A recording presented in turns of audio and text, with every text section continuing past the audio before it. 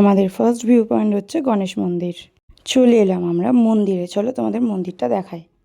মন্দিরটা বাইরে থেকে কতটা সুন্দর লাগছে। গেট দিয়ে ঢুকতেই শিব বিষ পান করেছিল সেটার মূর্তি রয়েছে সামনে, তার পাশেই ছিল মন্দিরটা, তার পাশে রয়েছে হনুমান মন্দির। তো এটা হলো মন্দিরটা, কাছ থেকে দেখো কতটা সুন্দর লাগছে। আর এখানে গণেশের অনেকগুলো হাত ছিল। চলো তোমাদের ভেতরটা নিয়ে যাই। ভেতরটাতে গিয়ে দেখলাম কত কিছু রয়েছে ভেতরে।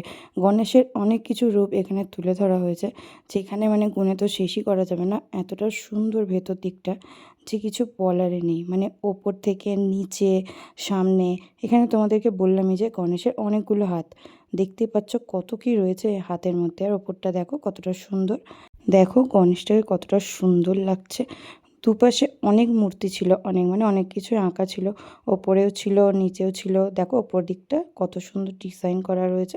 তার ওপর দিক দিয়েও দেখো গণেশের কতগুলো মূর্তি রয়েছে, এই পাশে ও পাশে দুপাশে। তারপর মনোজ আমাকে এই ফুলটা এনে দিয়েছে, দেখো কতটা সুন্দর লাগছে।